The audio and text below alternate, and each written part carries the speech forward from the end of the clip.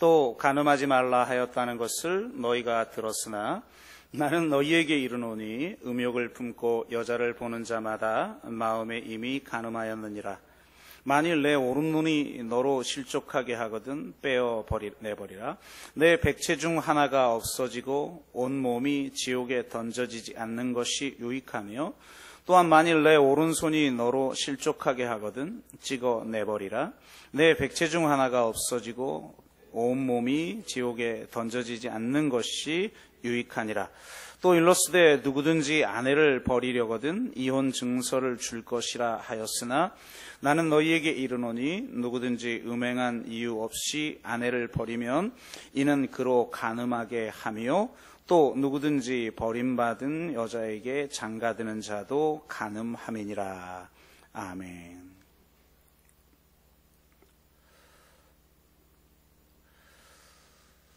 네,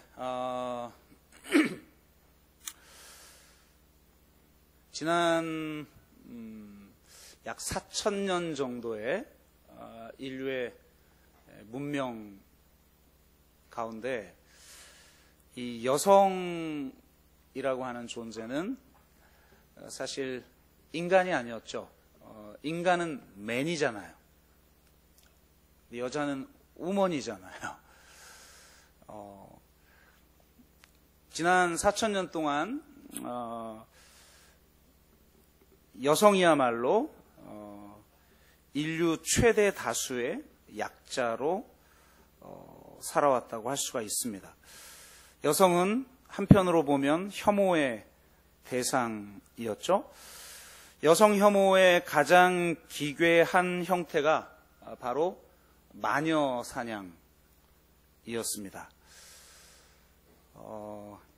이런 중세 시대를 끝장낸 근대의 선언 중 가장 유명한 것이 바로 이런 문장이죠.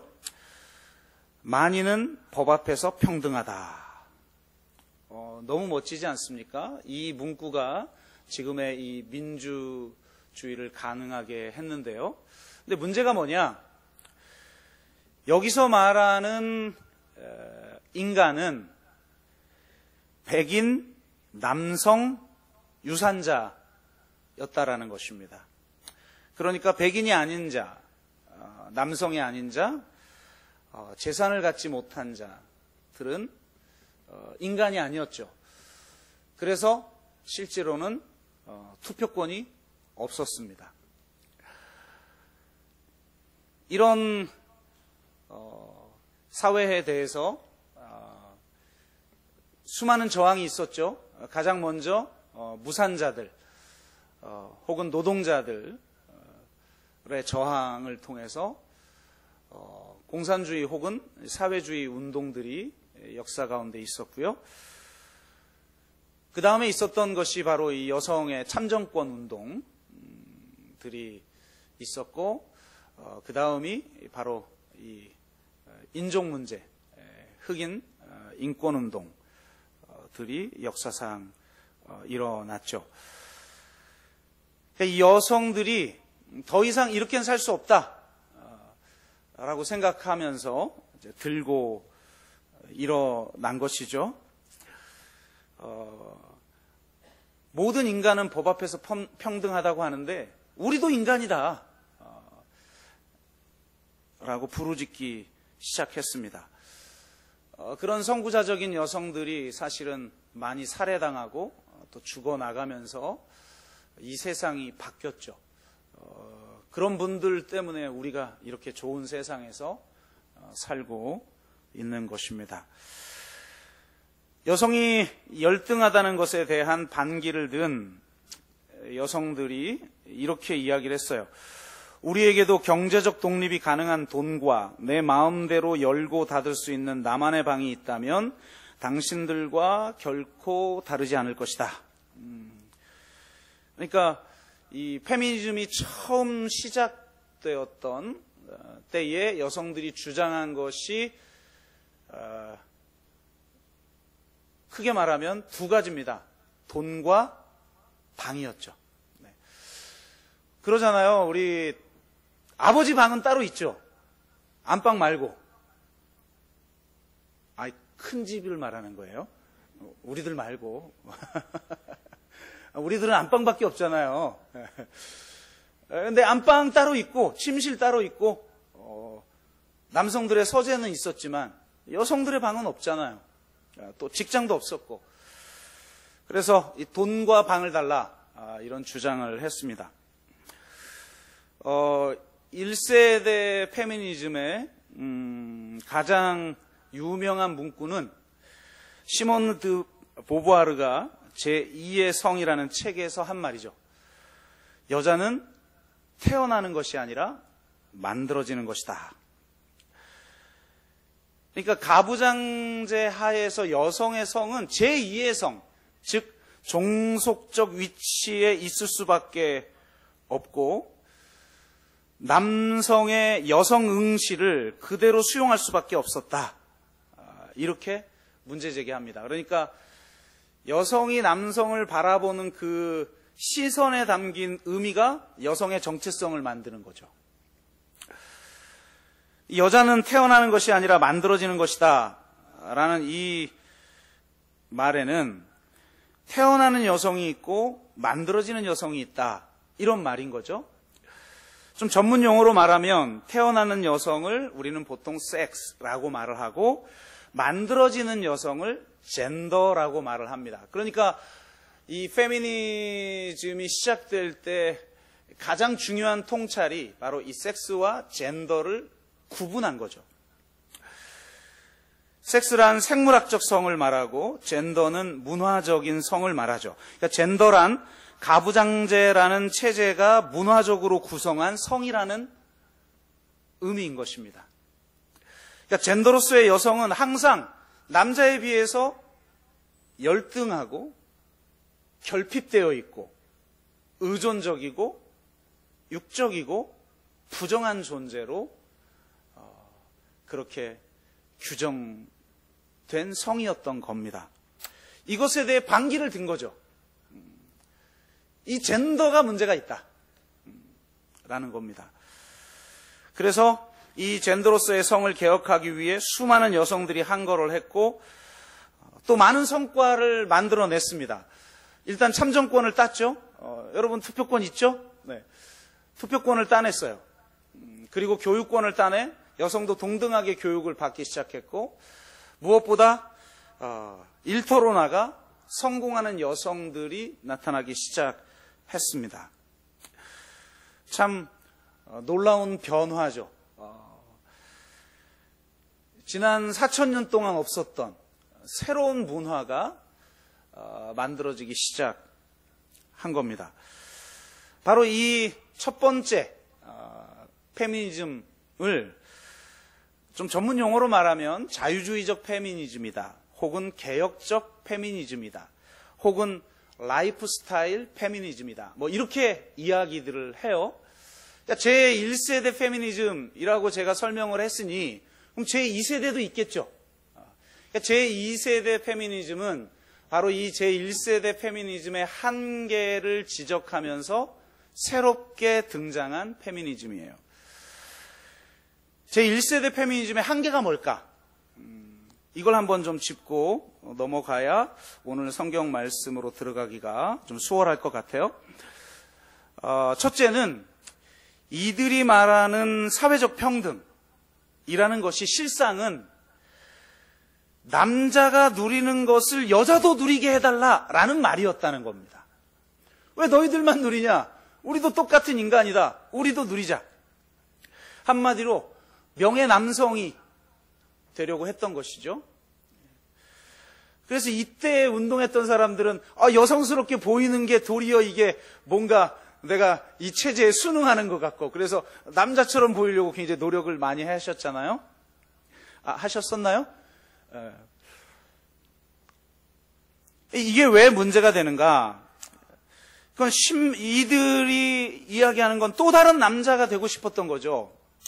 그래서 신분 상승을 노리는 것이었지 근본적이고 구조적인 모순을 해결하는 것은 아니었다는 거예요. 그러니까 법적인 제도적 평등은 만들어냈는데 실제로 이 현 체제 자체를 변혁시키지는 못했다.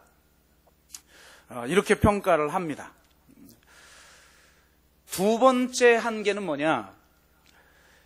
이 첫 번째 페미니즘 운동이 주로 중산 계급 이상 혹은 상류 계급의 전문직 백인 기혼 여성 중심의 운동이었다라는 거예요. 그러니까 벌써 딱 전문직 백인 기혼 여성의 운동이다 라는 것에 느껴지는 느낌이 있죠. 상당히 엘리트주의적인 운동이었다라는 것을 알 수가 있어요. 그렇기 때문에 그들에게는 이 여성의 문제가 오직 여성의 문제가 되는 것이지 그 이외의 사회에 존재하는 계급 억압이라든지 인종차별의 문제가 심각하게 다가오지 않은 거예요.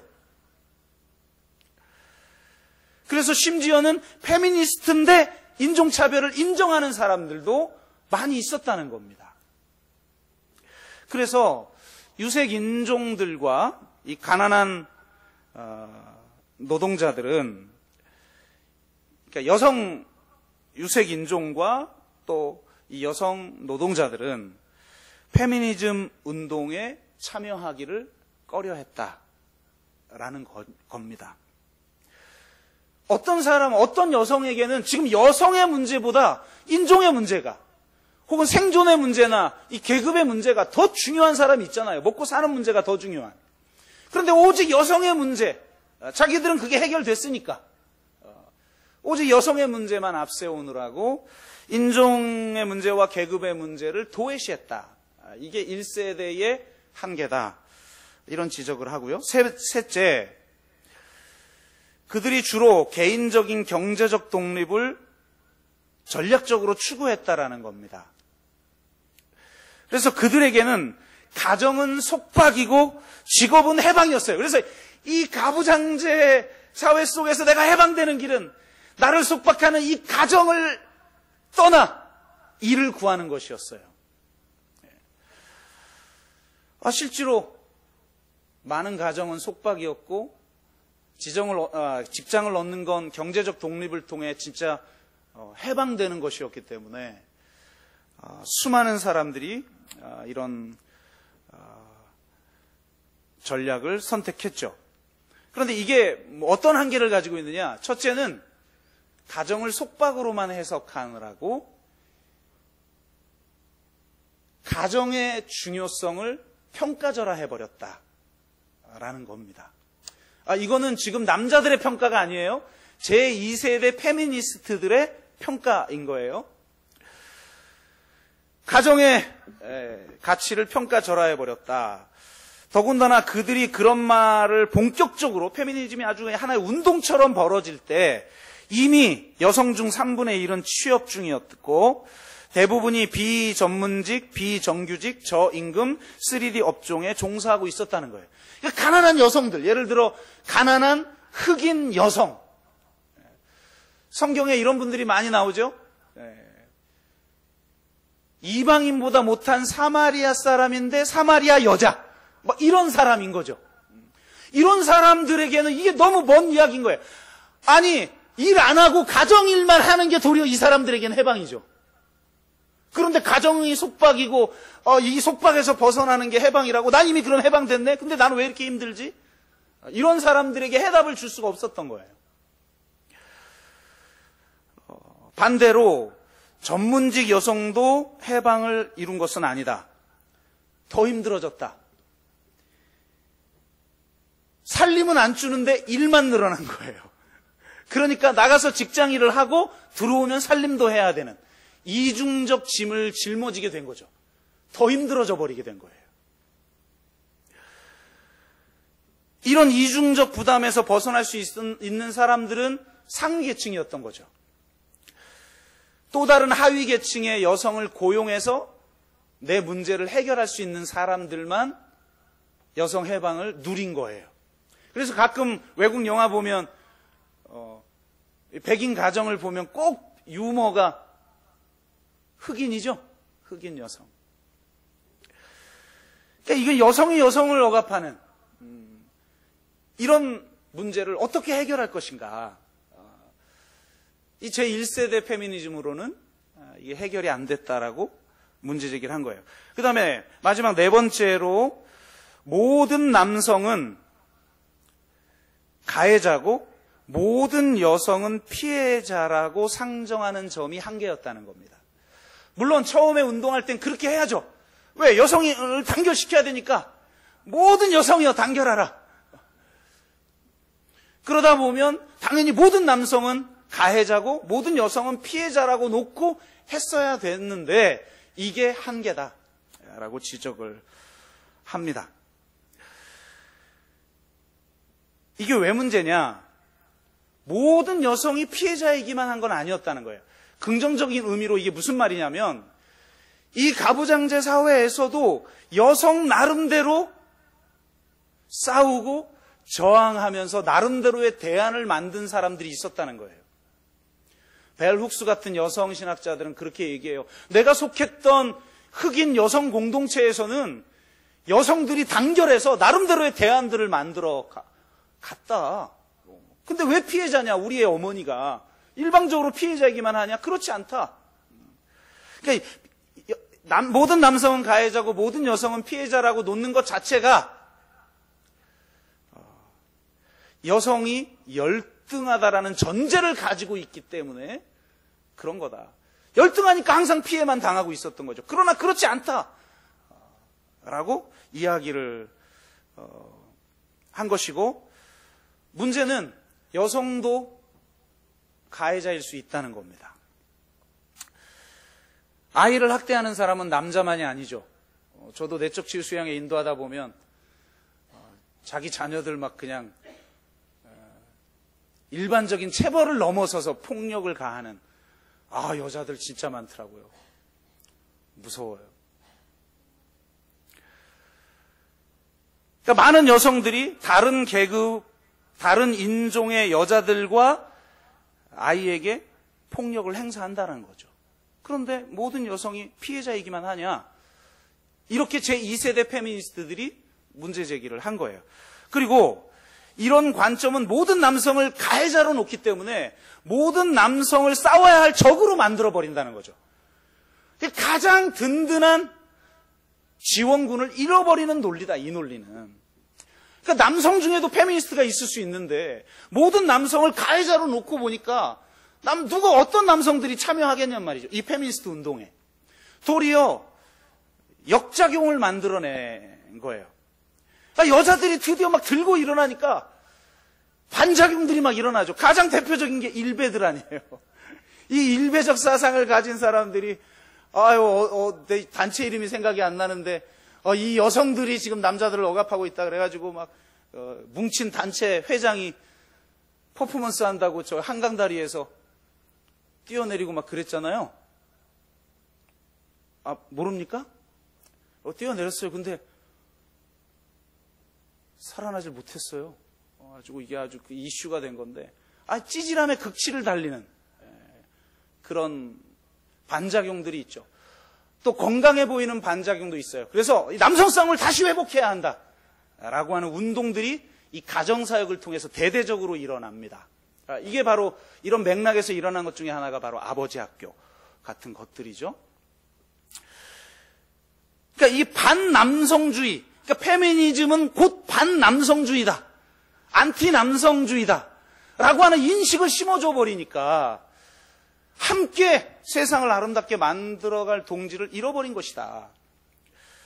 이런 문제 제기를 한 거죠.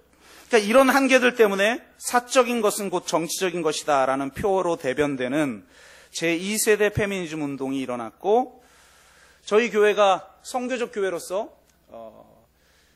강한 가부장제나 부드러운 가부장제가 아닌 페미니즘을 수용한다라고 말했을 때의 페미니즘은 바로 이 제2세대 페미니즘 이후의 페미니즘, 제2세대 페미니즘과 그 이후의 페미니즘을 수용한다라는 의미인 것입니다. 그것은 인종과 계급의 문제를 수용하는 페미니즘을 뜻하며, 약자와 소수자의 문제를 수용하는 페미니즘을 말하며, 폭력과 지배의 문제를 해결하는 페미니즘을 말하고, 구조적인 문제를 직시하고 저항하는 페미니즘을 말하며 남성까지 포함하여 새로운 평등 공동체를 세우는 페미니즘을 말하는 것입니다.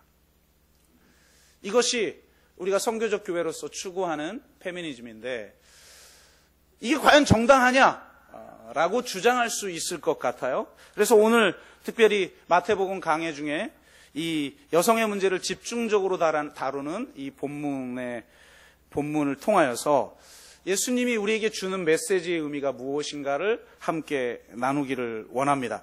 오늘 본문을 보면 죄송한데 조금 저는 더운데 여러분은 괜찮아요? 부채질하는 분들이 많은 것 같은데 네네. 좀 에어컨을 켜주시면 좋을 것 같습니다. 27절, 28절은 이렇게 말해요. 간음하지 말라 하였다는 것을 너희가 들었으나 나는 너희에게 이르노니 음욕을 품고 여자를 보는 자마다 마음에 이미 간음하였느니라. 산상수훈의 구조에 대해서 지난주에 다시 한번 정리를 해드렸잖아요. 이 새로운 하나님 나라 백성의 공동체의 정체성이 소금이고 빛이다. 그리고 그 소금과 빛인 공동체는 율법을 완성하기 위해 오신 이 땅의 예수 그리스도를 따라 살아가는 백성이고 그것은 바리새인과 사두개인보다 나은 의를 추구하는 공동체다. 그 의가 무엇인가를 말씀하기 위해서 예수님이 과거의 구약의 이 계명을 새롭게 해석해 하는데 그 첫 번째가 제6계명에 대한 해석이고 오늘 두 번째는 제7계명에 대한 재해석이에요. 간음하지 말라 이게 제7계명이잖아요. 지난주 말씀처럼 오늘 말씀도 동일하게 죄의 문제를 단지 외적인 행동의 문제, 어떤 외적으로 드러나는 어떤 법과 규칙을 지키는 문제를 넘어서서 우리 인간의 내면의 깊은 동기까지도 예수님은 터치하고 있다. 그러니까 더 본질적인 죄에 대해서 주님이 말씀하고 있는 거죠. 간음만 하지 않으면, 살인만 하지 않으면 나는 그럼 의인인가? 그게 아니라는 거예요. 더 깊이 들어가서 그 살인을 만들어내고 그 간음을 만들어내는 그 본질적인 죄를 보게 한다는 거죠, 주님이. 그것을 내가 해결하기 위해서 왔고 새로운 하나님 나라 백성의 공동체는 그런 의를 추구하는 백성의 공동체다라고 하는 의미를 가지고 있어요. 그런데 오늘 본문은 그러면 지난 본문이나 이번 본문이나 비슷한 것 같은데 그 메시지의 독특성은 무엇인가? 그것은 바로 이 문제가 이 본문에서는 여성의 문제를 다루고 있다는 겁니다. 성차별의 문제를 다루고 있다는 거죠. 본문을 해석하는 가장 중요한 포인트는 이 말씀은 물론 하나님 나라 백성의 공동체 전체에게 주어진 말씀이지만 실제적으로 지금 이 말씀이 선포되어지는 대상이 누구냐? 남성들이라는 거예요. 이게 가장 중요한 해석학적 키예요.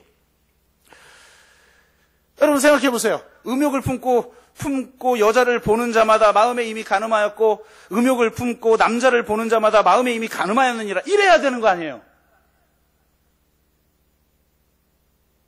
근데 지금 여자를 보는 자라고만 이야기하고 있다는 거예요. 그러니까 이 말씀의 대상자는 지금 남성인 거죠.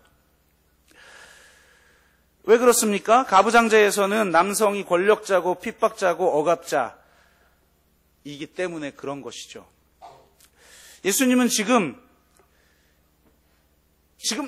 유대의 사회를 가능하게 만들었던 그 율법에 대해서 근본적으로 문제 제기를 하는 것이고 그 율법을 통해서 지금 세워지고 있는 그 예수님이 살고 계셨던 그 체제, 가부장제라고 하는 그 체제, 이걸 근본적으로 지금 무너뜨리고 있는 거예요. 오늘 본문은 시선의 문제를 다루고 있는데요. 유욕을 품고 음욕을 품고 여자를 보는 자라고 말하죠. 시선의 문제를 말하고 있어요. 근데 사실 이거는 굉장히 철학적이고 어려운 문제라 이런 설교 시간에 다루기는 어려운데요. 한마디로 시선의 문제는 권력의 문제다라는 거예요. 왜 여자를 보는 자에 대해서만 이야기해요? 시선의 권력을 가진 자가 남성이니까요. 남성의 시선에 의해서 여성이 결정되지 여성의 시선에 의해서 남성이 결정되는 게 아니거든요. 볼 수 있는 것, 볼 수 없는 것, 혹은 보아야 하는 것, 보아서는 안 되는 것, 보는 자, 보여지는 자, 주체, 대상, 이걸 나누는 게 바로 시선인 거예요. 그래서 예수님은 지금 본질적인 문제를 다루고 있는 거죠. 이 사회가 유지되도록 만들고 있는 권력이 뭐냐? 그걸 예수님이 지적하면서 하나님 나라의 의는 그것을 해체시키고 그것을 넘어서는 새로운 권력, 새로운 체제, 새로운 공동체를 만드는 것이다. 여성은 열등하고 결핍되어 있고 부정한 존재가 아니라 남성이나 여성이나 이 세상에 있는 모든 사람들은 이렇게 음욕을 품고 보아야 하는, 내가 지배해야 하는 대상, 내가 소유해야 되는 대상으로 취급받을 수 없다라고 선포하는 거예요. 이 세상에 어떤 사람도, 특히 여성들이 대부분 이런 취급을 받았었잖아요. 대표적으로 지금 여성의 문제를 통하여서 어떤 인간도 열등한 존재로, 내가 지배해야 되는 존재로, 내가 억압하는 존재로 취급당할 수가 없다, 이렇게 선언하고 계시는 것이죠. 그래서 아주 강력한 용어를 사용하세요. 이거 지금 산상수훈회 중에서도 가장 강력한 이야기를 여기에서 하고 있는 것 같아요. 경고를 하는 거죠. 만약 너희들이 지금 이 사회에서 계속 그렇게 살아간다면, 만일 내 오른눈이 너로 실족하게 하거든 빼어버려라. 내 백체 중 하나가 없어지고 온 몸이 지옥에 던져지지 않는 것이 유익하며, 또한 만일 내 오른손이 너로 실족하게 하거든 찍어버리라. 내 백체 중 하나가 없어지고 온 몸이 지옥에 던져지지 않는 것이 유익하니라. 엄청난 경고죠. 우리가 여성을 무시할 때, 여성을 결핍된 존재로, 열등한 존재로, 내가 통제하고 다스려야 되는 존재로, 그것을 거부하는 여성이 있다면 배제시켜야 하는, 억압해야 하는 존재로 여기는 그 순간 온몸이 지옥에 던져지는 벌을 너희는 받게 될 것이다.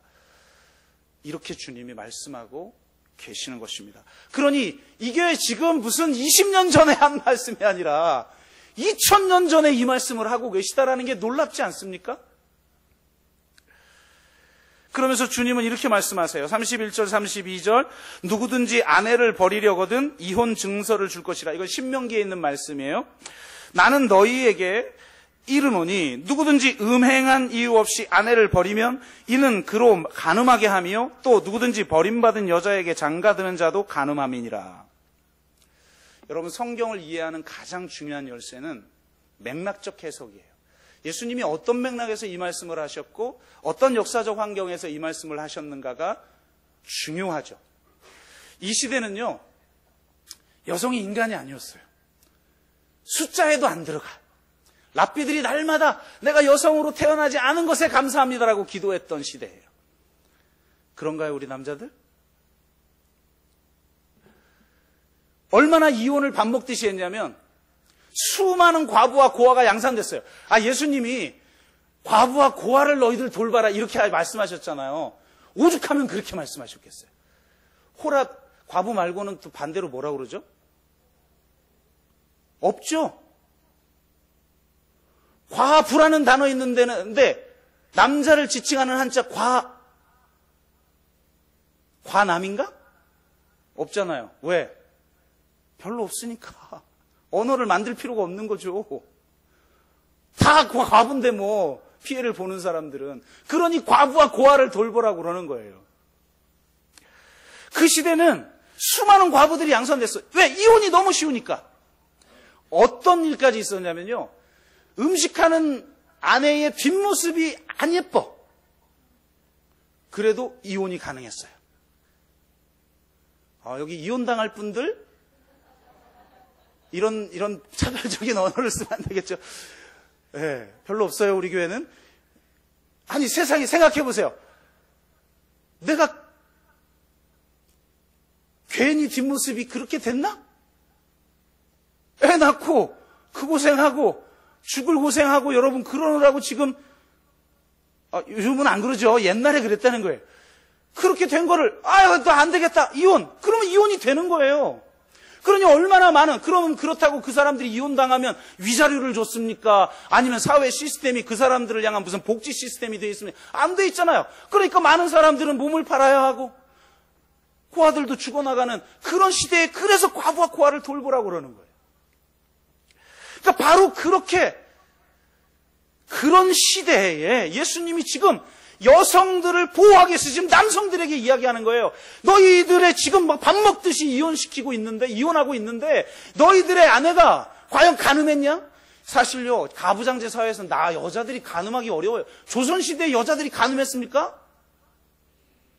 남자들 보찜해가지고 가서 그냥 결혼하고 막 그랬어요? 그럴 수 없죠. 가부장제 사회인데. 그러니까 이거는 사실 거의 있을 수 없는 이야기인 거예요. 그 있을 수 없는 이야기를 딱 들어서 간음한 게 아니라면, 왜 성경엔 간음하지 말라고 돼 있으니까. 간음한 게 아니라면 너희들 이혼할 수 없다. 함부로 여성을 버릴 수 없다. 여성을 사지로 모을 수 없다. 이렇게 지금 예수님이 변론해주고 계시는 거예요. 멋지지 않습니까? 저는 예수님의 말씀을 묵상하면 묵상할수록 이게 진짜 하나님의 아들이기 때문에 제가 그분께 영광을 돌리기도 하지만 인간적으로 멋있어요. 어쩌면 기독교 최초의 페미니스트일 수도 있겠죠. 그런데 문제는 뭐냐? 한국교회는 이걸 항상 문자적으로 해석을 했다는 거예요. 그러다 보니까 이 문자주의가 왜 무섭냐면 교조주의로 흐르게 되는 거고 근본주의로 흐르게 되는 거죠. 그래서 간음한 이유가 아니면 어떤 이유로도 이혼할 수 없는 게 율법이 돼버린 거예요. 예수님이 지금 그걸 말하고 있는 게 아니잖아요. 지금 그 시대의 피해를 입고 있는 그 여성을 보호하기 위해서 하신 말씀인데 이게 그 맥락은 사라져버리고 이 말씀만 남은 거예요. 문자만 남은 거예요. 그래서 간음한 거 이외에는 이혼은 안 된다. 아니 여성이 무슨 간음이라도 할 수가 있다고. 그 이유 말고는 이혼이 안 된다라는 율법이 새롭게 만들어져 버린 거예요. 유명한 이야기가 있죠. 칼빈에게 한 여인이 찾아왔어요. 종교개혁자 존 칼뱅에게. 상습적으로 구타를 당하는 여성이었어요. 근데 어떻게 해야 되느냐라고 물었을 때 간음한 것이 아니라면 이혼 사유가 안 됩니다. 그러므로 십자가라고 생각하고 견뎌내십시오. 물론 그렇게 할 수도 있죠. 대신 막는 걸, 이 때리는 폭력을 막을 수 있는 무슨 장치를 만들어내주고 그런 얘기나 해야 되는데 그냥 돌려보낸 거예요. 그게 십자가라고. 왜? 문자적으로 이해한 거죠. 그런데 그러지 않아요. 맥락적 해석이 제일 중요해요. 오늘 메시지와 동일한 메시지를 전하는 또 하나의 장면이 있어요. 하나님이 남자와 여자를 하나 되게 한 걸 사람이 나눌 수 없다. 이러니까 바리새인이 질문을 하죠. 성경에 보니까 모세가 이혼 증서를 써주고 나서 이혼하라고 돼 있는데요. 이 말은 뭐냐면요. 여러분, 하나님의 말씀이 이렇게 돼 있는데 당신이 왜 함부로 그렇게 말하느냐라는 말이에요. 왜? 그 시대는 구약밖에는 하나님의 말씀이 없었으니까. 아니 성경에 써 있지 않냐? 근데 어떻게 당신이 그런 말을 함부로 하냐? 지금 이렇게 문제 제기를 하는 거죠. 그랬더니 예수님이 뭐라고 말씀하셨습니까? 모세가 너희 마음의 완악함 때문에 이혼을 허락한 것이다. 이렇게 말씀하시죠. 이 말씀의 의미가 뭘까요? 그동안 우리는 이 말씀을 이렇게 해석했어요. 너희의 마음이 완악하여서 결혼 서약을 온전히 지킬 수 없다라는 걸 인정하여 어쩔 수 없이 허락한 것이다. 인간이 연약해서 그 결혼 서약이라는 걸 온전하게 지킬 수 없다는 거죠. 그러면 그 인간의 연약함을 인정하여서 모세가 허락한 것이다 라고 예수님이 말했다고 해석한 거예요. 근데 요즘은 이 본문을 이렇게 해석합니다. 너희의 마음이 완악하여 누군가에게 피해를 끼칠 수 있으므로. 무슨 말이냐? 그 결혼 제도가 유지될 때 누군가에게는 피해가 되는 상황이 존재하죠. 아까처럼 매일 술 먹고 와서 여성을 때리는데 간음한 거 이외에는 이혼 사유가 될 수 없다라고 하는 그 율법이 이 폭력을 정당화시키고 버리는 거죠. 이런 상황이 벌어질 수 있으므로 그것을 막기 위해 어쩔 수 없이 허용한 것이다. 무슨 말이에요? 그 법도 결국은 여성을 보호하기 위해서, 약자를 보호하기 위해서, 이 땅에 상처 입은 자, 신음하는 자, 소외된 자, 억압받는 자를 보호하기 위해서 만든 법인데 너희들이 잘못 이해했다, 이 말씀인 겁니다. 그러니까 가늠한 거 외에는 이혼할 수 없다라는 말씀도 맥락적으로는 그 당시 피해자였던 여성들을 보호하는 것이었고, 모세가 이혼을 허락한 것도 그 당시 피해자인 여성을 보호하기 위한 것이다라고 예수님은 해석했다는 것입니다. 이것이 바로 성경이 말하는 복음의 본질인 거죠. 그래서 이것을 목회적으로 적용한 사람이 누구냐? 바울이에요. 바울은 고린도전서에서 이렇게 얘기합니다. 혹 믿지 아니하는 자가 갈리거든 갈리게 하라. 여러분, 우리는 이걸 막 그냥 쉽게 읽죠.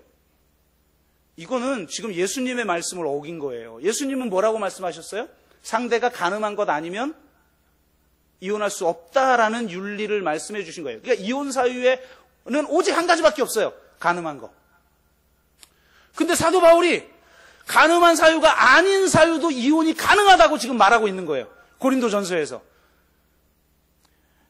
믿지 아니하는 자가 갈리거든 갈리게 하라. 하나님 나라를 위해, 경건을 위해서 이혼을 허용할 수 있다라고 해석한 거예요. 그러니까 이 바울은 성경을, 하나님의 말씀을, 주님의 말씀을 문자적으로 이해한 게 아니라 그 본질을 붙드는 거죠. 예수님도 율법이 1.1획도 없어지지 않는다. 내가 율법을 폐하는 것이 아니라 완성하러 왔다, 성취하러 왔다고 하신 말씀이 뭐예요? 그 율법의 본질을 지키는 거죠. 그 율법의 본질이 뭡니까? 사랑이에요. 사랑은 상대를 대상화하거나 도구화하지 않아요. 상대에게 폭력을 가하거나 지배하거나 배제시키지 않아요. 사랑은 온전히 자신을 내어 줌을 통해서 서로가 서로를 사랑함으로 서로를 존중하고 진정한 평화를 이루는 그런 근원적인 힘이 바로 사랑인 거죠. 그게 중요한 것이다라고 지금 사도 바울도 말하고 있다는 거죠. 사도 바울이 이미 성경 말씀에 대한 해석학적 원리를 우리에게 가르쳐주고 있는 거예요. 더 본질적인 그 복음의 핵심을 붙들어라. 그 복음이 율법을 변화시켜 나가도록 하라. 그렇게 우리에게 말씀하신 거죠. 예수님은 새로운 세상을 만들기 위해 이 땅에 오셨습니다. 어떤 억압과 차별도 존재하지 않는 세상을 만드시기 위해 오셨습니다. 그런 세상은 모든 이분법과 대립 구도, 그것을 헐어버려야만 가능한 것이죠. 어떻게 그것을 헐어버릴 수가 있습니까? 이 세상엔 수많은 대립구도가 있어요. 가장 대표적인 게 오늘 말씀드린 거죠. 남성은 영적이고 여성은 육적이고, 남성은 이성적이고 여성은 감성적이고, 남성은 우월하고 여성은 열등하고, 남성은 갖췄으나 여성은 결핍되어 있는 존재. 이원법적인 대립 구도, 이것을 가능하게 하는 게 율법이었던 거예요. 이것을 허물어야 되는데 이걸 어떻게 허무느냐? 오직 자신을 내어줄 때만 가능한 거죠. 사랑만이 이것을 허물 수 있는 능력인 줄로 믿습니다. 그런데 이것은 그냥 이분법적인 대립 구도를 그대로 놔두고 그냥 막연하게 희생만 하는 걸 말하는 게 아니에요. 바로 이 이분법적 구도라고 하는 이 막힌 담을 헐어버리기 위해 그것의 실체를 드러내고 사랑으로 그 모든 경계선을 넘어버리고, 아무도 가지 않는 사마리아 땅으로 주님은 가시잖아요. 아무도 먼저 말을 걸지 않는 사마리아 여인에게 말을 걸잖아요. 모두가 민족 반역자라고 하는 그 한 사람 삭개오를 만나기 위해서 일부러 여리고까지 다녀오잖아요.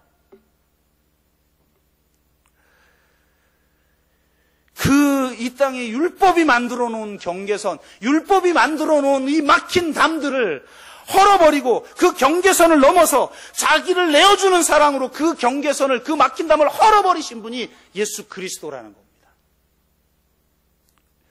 에베소서 2장 14절 18절, 그는 우리의 화평이신지라, 그분은 우리의 화목이신지라, 그분은 우리의 평화이신지라, 둘로 하나를 만드사 원수된 것 곧 중간에 막힌 담을 자기 육체로 헐어버렸어요. 이 세상에 수많은 막힌 담, 지역에 막힌담이 있죠. 전라도와 경상도. 계급에 막힌담이 있죠. 부유한 자들과 가난한 자들, 남자와 여자, 인종적인 막힘, 그 수많은 막힘단들, 둘로 쪼개서 자기의 기득권을 유지하는 이 정사와 권세라고 하는 이 거대한 세력을 십자가에 못 박아버리고 정사와 권세를 드러내시고 사랑의 능력으로 패배시켜버린 예수 그리스도. 우리는 그분을 믿는 자들인 줄로 믿습니다. 이건 단지 남자와 여자만의 문제를 말하는 게 아니에요. 단지 인종적인 문제만을 말하는 게 아니고 단지 계급적인 문제만을 말하는 게 아니에요. 그 모든 것을 만들어내는 근원적인 죄, 그 율법의 권능, 이것을, 이 막힌 담을, 이 의문에 쓴 증서를 도말해버리기 위해서 예수 그리스도가 십자가에서 죽으신 줄로 믿습니다. 그래서 갈라디아서 3장 28절은 이렇게 말해요. 너희는 유대인이나 헬라인이나 종이나 자유인이나 남자나 여자나 다 그리스도 예수 안에서 하나이니라. 아멘. 얼마나 놀라요. 여러분, 십자가의 복음은 이 세상을 근원적으로 변화시키는 능력인 줄로 믿습니다. 나 한 개인의 그냥 죄사함 받고 끝나는 게 아니에요. 죄사함 주시죠. 나의 근원적인 죄의 문제를 해결하시기 위해 그분이 죽으셨죠. 그러나 그것만이 아니라는 거예요. 이 세상에 막힌 담들, 둘을 갈라놓는 이 막힌 담들, 유대인과 헬라인이라는 인종의 문제, 종이나 자유인이라는 이 계급의 문제, 남자나 여자라는 이 성차의 문제를 근원적으로 해결하시기 위해서 자신의 생명을 내어주시고 십자가에서 죽으심으로 정사와 권세를 드러내고 그것을 무효화시켜버리고 오직 사랑의 능력만이 지배되는 세상, 서로를 온전히 존중하고 서로의 차이를 인정하고 진정한 평화를 만들어내고 이 땅의 공평과 정의를 온전하게 세우는 바로 그 사랑만이 우리를 구원하는 능력인 줄로 믿습니다. 말씀을 맺습니다. 저는 예수님이야말로 진정한 페미니스트다, 이렇게 생각합니다. 우리도 이 땅에 막힌 담을 헐기 위해 부름받은 페미니스트가 되어야 합니다. 여성만 페미니스트가 아니죠. 그 가치를 인정하고 그 복음의 본질을 인정하는 자는 모두가 페미니스트입니다. 그렇다고 여성의 문제를 도외시해서도 안 되죠.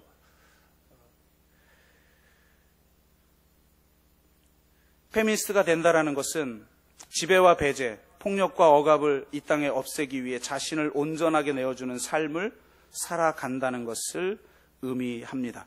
공존하고 평화를 만들고 상호 의존하고 상호 책임지고 대화하고 관계 맺고 용서하고 사랑하는 삶을 살아가는 새로운 공동체, 새로운 세상이 되어야 할 줄로 믿습니다.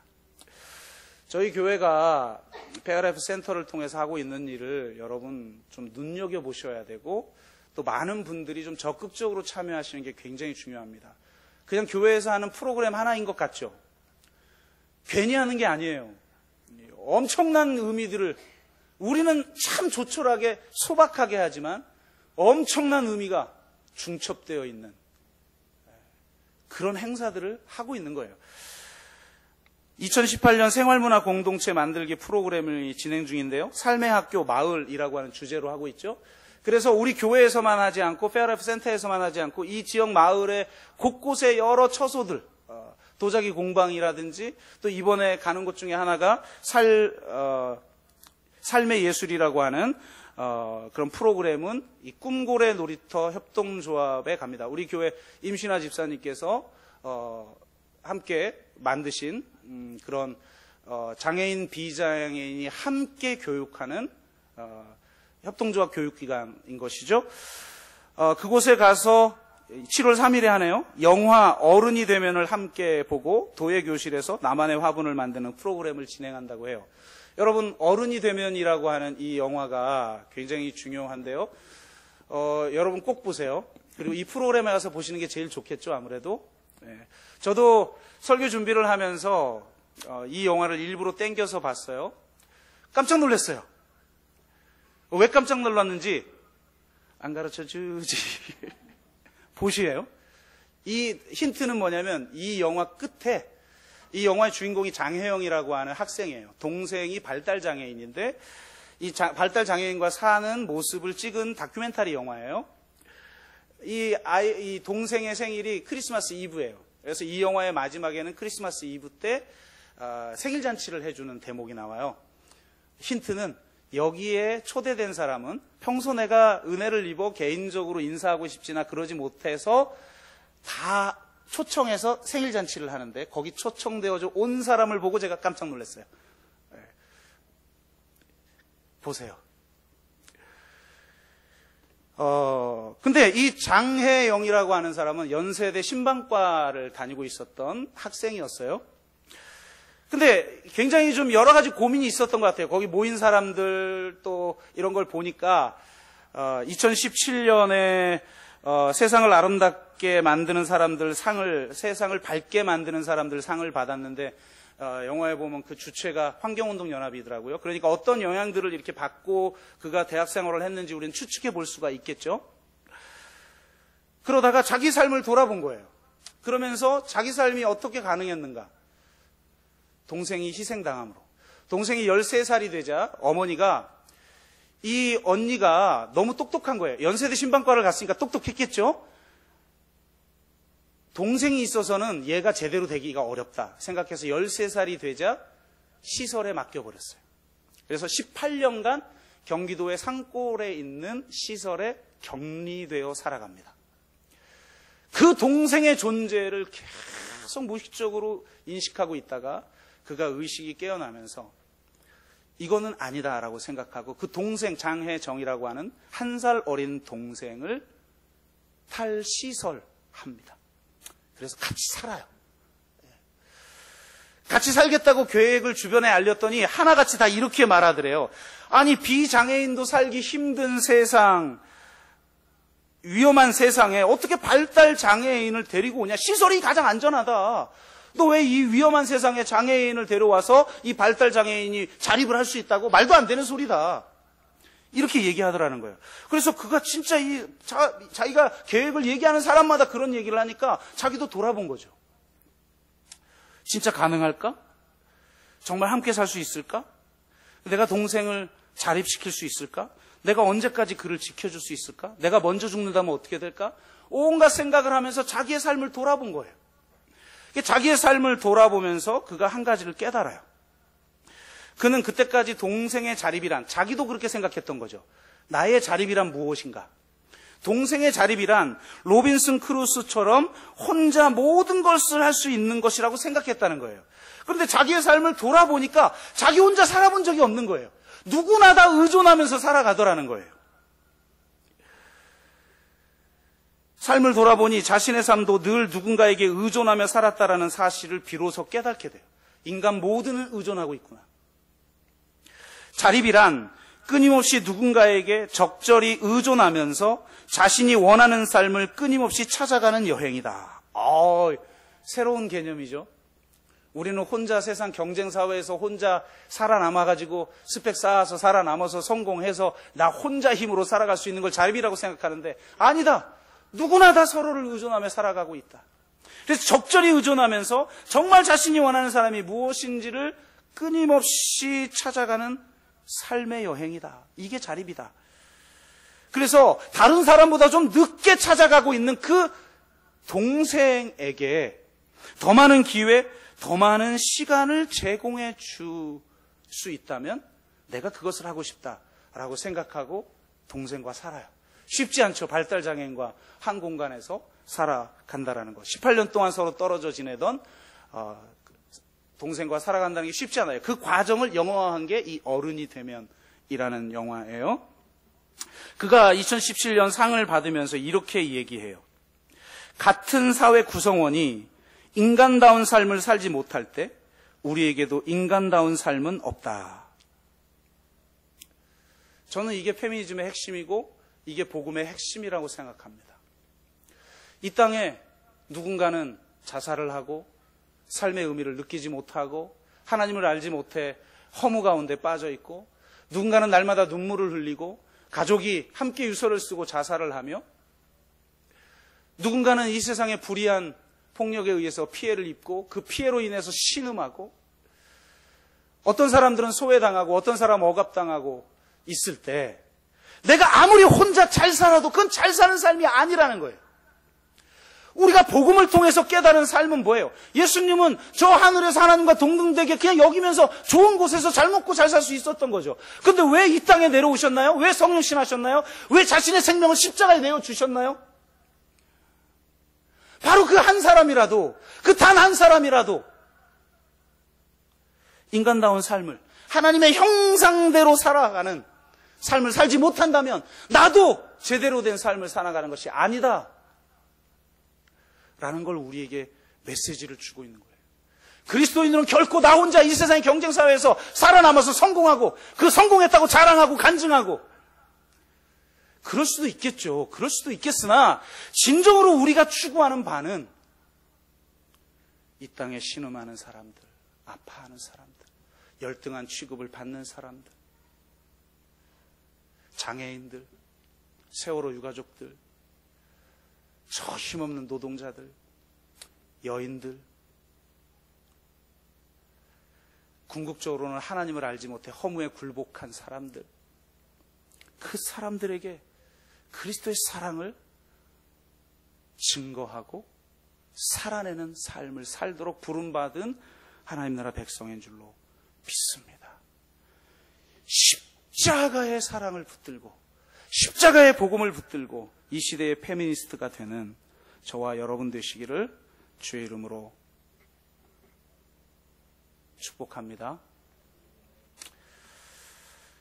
제가 마무리 기도합니다. 오늘 조금 길어져서요. 제가 마무리 기도합니다. 하나님,